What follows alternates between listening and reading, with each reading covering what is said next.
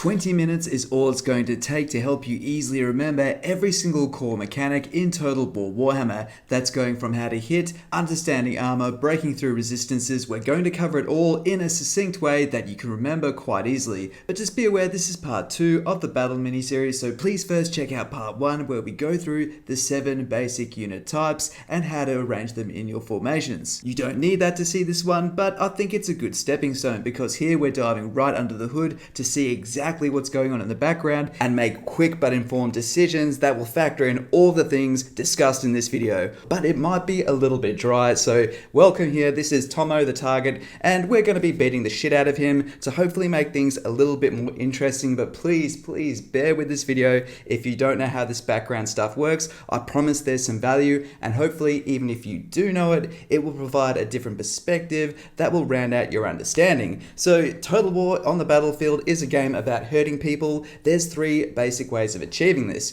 You either hit them with a piece of metal, you shoot a piece of metal at them, or you conjure some pile of bullshit and then fire that at them. And all damage can be broken down from these sources: melee, ranged, or magic. So on your journey to hurting someone, you need to first land that hit. We're going to start off with magic because it is so damn obvious. Certain spells are hexes, debuffs, or even buffs. Those will always hit. So if you're going to lower someone's stats through a debuff or buff one of your own characters, that will always work. So no dramas there. It's only when dealing damage, things can miss, and it's pretty damn obvious. Did the spell touch you or not? Launch a thunderbolt at someone. If it hits them, then that's a hit. If it misses them completely, then that's a miss. Vortexes might move around. Again, if it touches you, it's a hit. If not, it missed. Very simple stuff. So magic is a simple case of hitting you or missing you, but quite similar, missiles, which includes arrows or gunpowder, darts, anything that is a launched weapon, that will either 1. Miss you completely, obvious,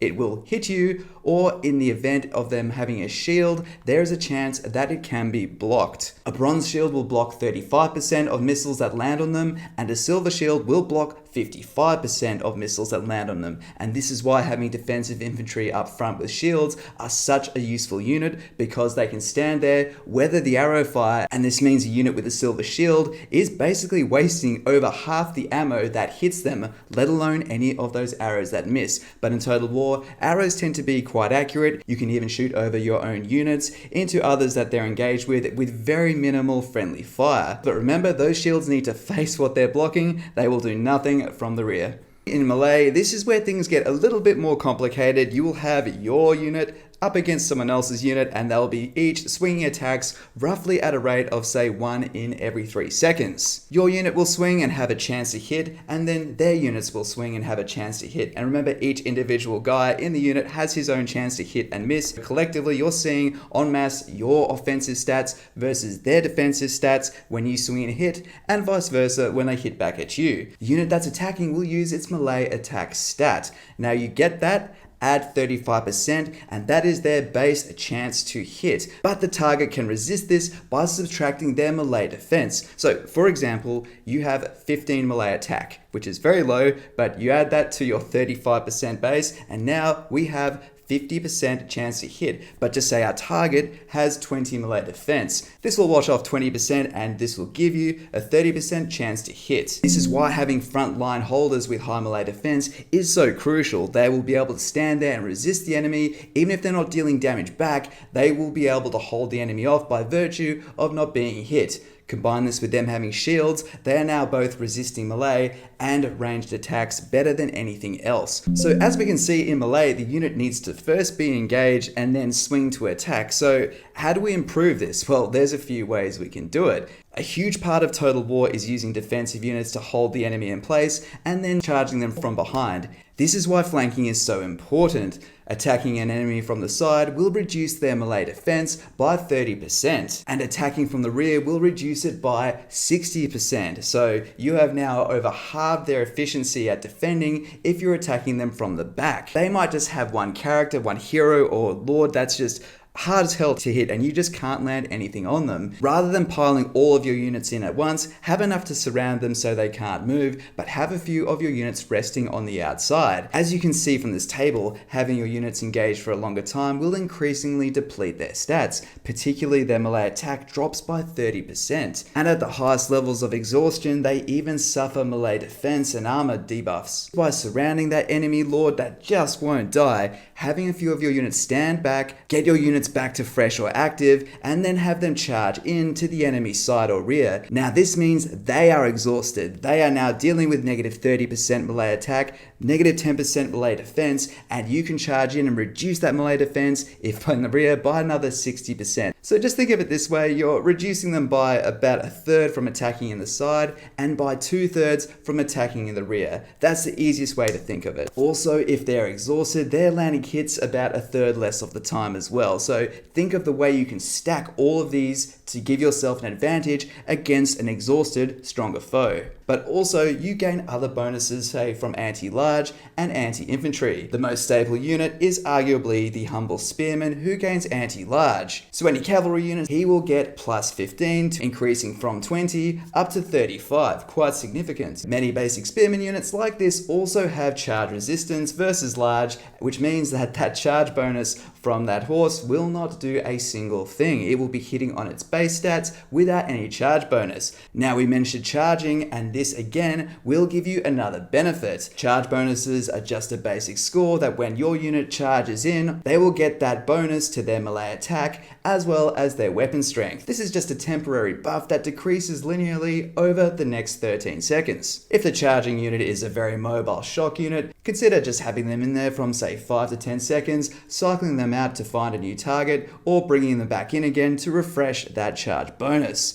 Now, just say that horse is engaged in another combat, you can now get your spearmen and charge them in. They've got a terrible charge stat of 4, but you compound this on, and now your melee attack has gone from 20 up to 35 for being in the right engagement, plus another 4 for charging in. This all shows the ways that in Total War you can implement strategy to overcome a better foe. Just a quick reminder guys, if you are enjoying the video, please consider liking and subscribing, it really helps out. Ask any question in the comments, I answer everything. And if you'd like to talk strategy, feel free to join the Discord. Cheers. Alright, so we successfully landed a hit through either a spell or a sword of an arrow that hasn't been blocked. Some of the incoming damage can be resisted through their armor, and then they might have some natural innate defenses to further resist that. There are a ton of weapons in Total War Warhammer, but let's just boil this simply down into two basic weapon types, normal and armor piercing. Every single attack in this game has some component of armor piercing and some component of regular damage. The only difference is armor piercing cannot be reduced by armor at all. So think of it as the head of a spear, it goes straight through,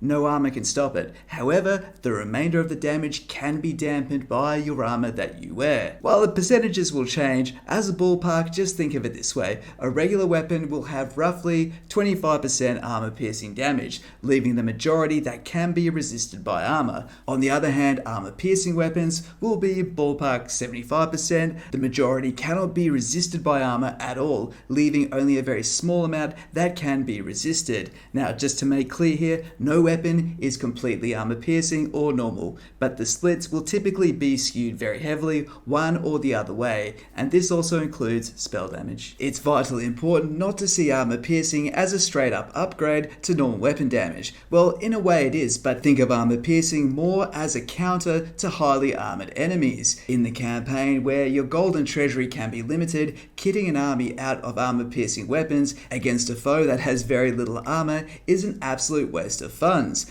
Armor piercing does not mean more damage, it just means guaranteed damage against high armored foes. This will mean in order to counter high armored enemies like Calcs or the dwarves, you will need to bring some high armor piercing because those arrows and basic swords will bounce clean off their armor. But against a foe with low armor in general, you might only need to bring a couple of these just to cover yourself in case. On the screen here you can see that the damage reduction to armor will counter roughly 75% of all damage once you you reach an armor class of 100. As you can see, the curve smooths off, but the way the maths works, it will still benefit you to keep on increasing past this amount. As always, I like to teach with some real world context here, so I've just gone through some of the common armor classes, where they are and what they will do. So at very light armor at around 15, this will resist just over 10% of the non-armor piercing damage, but at this early stage of the game you won't be seeing much armor piercing. Better units around this time will have something like 35 armor, which will block a quarter of the non-armor piercing. As we get up to heavier armor around 70, this will block over half, and once you reach that 100, that is 3/4 of all non-armor piercing damage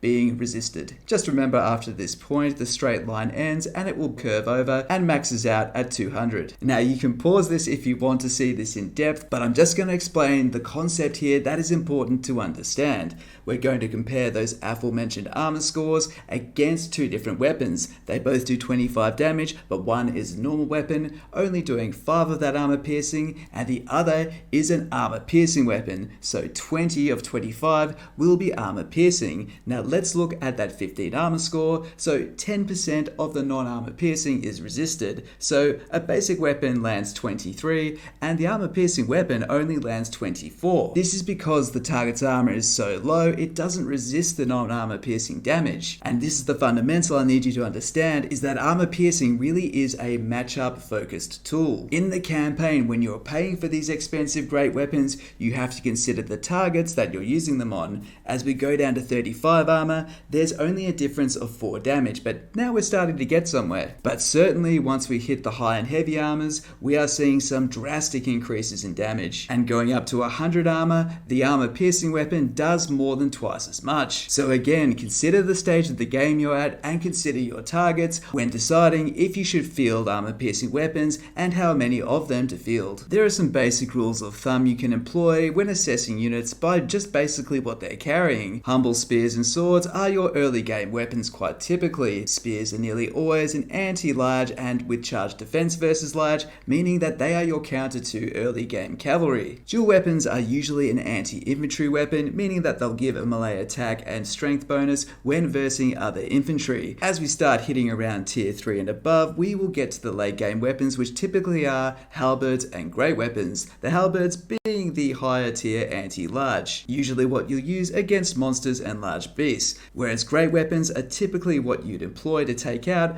other infantry or characters. Think of great weapons as just a buzzword for expensive armor piercing weapon. So to show this in practice, we have Tomo the target. He gets hit by a sword which deals 25 damage. Turns out it's not an armor piercing weapon, only 5 damage is armor piercing, so that goes straight through. He can't do anything about that with his armor, but the other 20 damage can be reduced by his armor. Tomo's lucky day, he's wearing 100 armor and he's lucky enough to resist a 75% of that damage, meaning he will only have 5 of that 20 go through. Here we can see heavy armor's worked well for him, reducing 25 down to only 10 damage.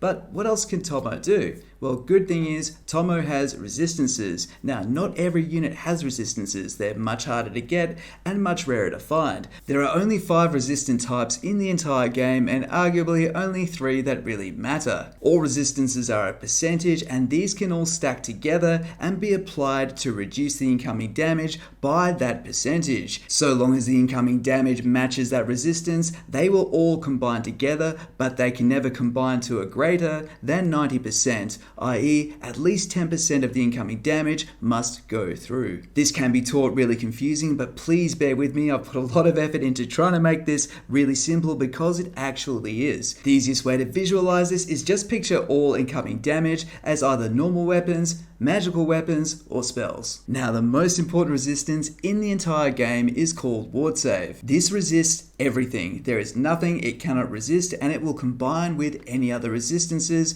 that can be applied to, which is what makes it so powerful. So let's assume Tomo the target has 10% resistance in every type of resistance. This will make it really easy for us to work out what his total resistance is. So let's first look at normal weapons. Firstly, what do we mean by normal weapons? Basically anything not magical is a physical weapon, therefore you can apply your physical resistance to it. If you have 10% physical resistance and 10% ward save, this will combine for a total 20% resistance. Because these weapons are so common, these types of resistances are arguably some of the best. This is also because they all apply to basic arrows. But with arrows, you can also use missile resistance, which of course is any projectile, may it be arrows, gunfire, even catapults. Anything that is ranged will be reduced by missile resistance. And since the vast majority of missiles are physical, you will also enjoy your physical resistance and of course the ward save, which goes with everything. So for this example, he would get 30% resistance from missiles. Missile resistance is very useful, particularly for large lords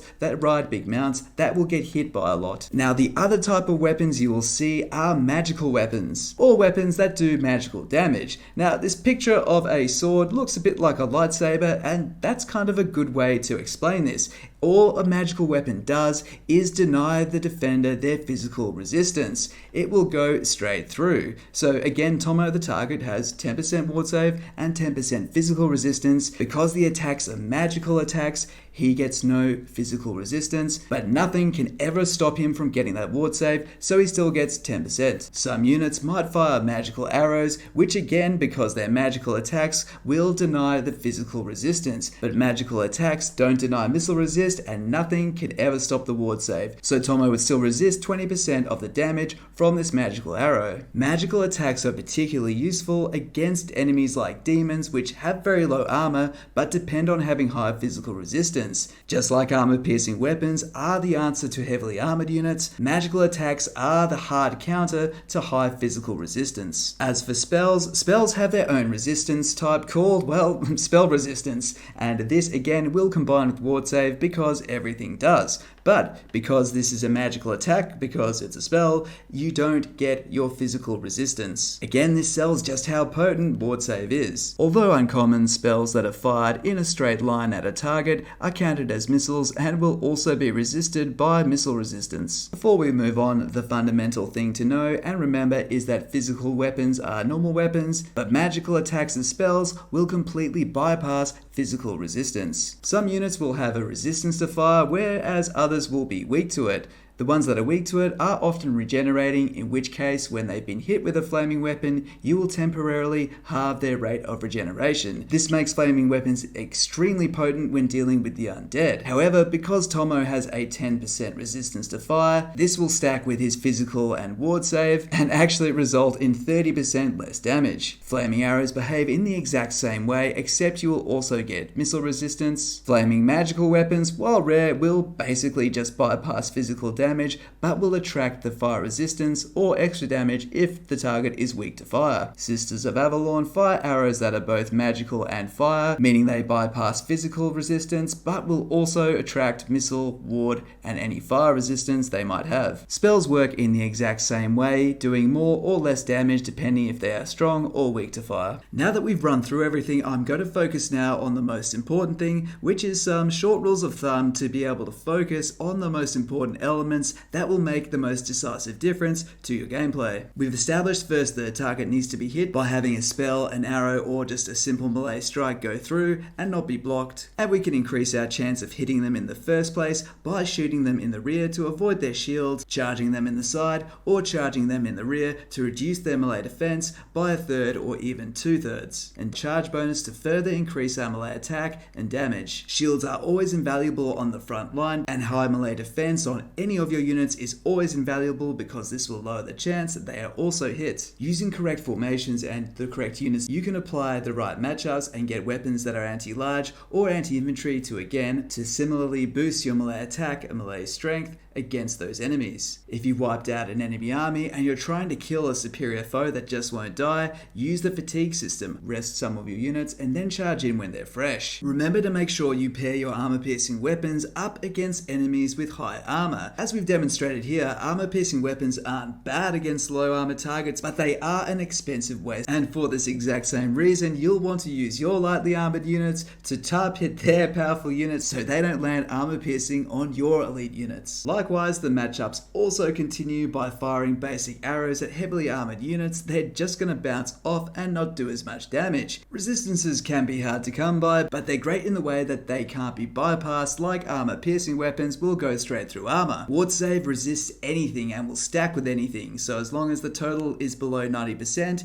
you can stack as much as you want. Since most damage is physical, having high ward save, physical resist, and missile resist will keep you safe from the vast majority of the enemies and the threats in this game. Magical attacks simply mean they deny the target's physical resistance. And while spells also bypass physical resistance, their damage will be reduced by any spell resistance the target has. Spell resist along with fire resist are definitely lower priorities. Just remember, if versing high level demons or any elite enemies you can see have really high physical resistance, having magical attacks will be the hard counter to these. Quite similar, undead who like to regenerate, you can just simply use flaming attacks to slow that regeneration and deal some extra damage. For making it this far through the video, I'm going to give you one more bonus bit of information here, and that is that you've probably noticed that we can have flaming attacks which are also magical attacks. Now, can we make our attacks do anything else? And the answer is yes. There are also different contact effects that we can combine with these. The most popular one you'll encounter is poison, and that is a basic 15% reduction to your speed and damage. While not as widely found as poison, frostbite will also reduce movement speed by 30%, so using poison and frostbite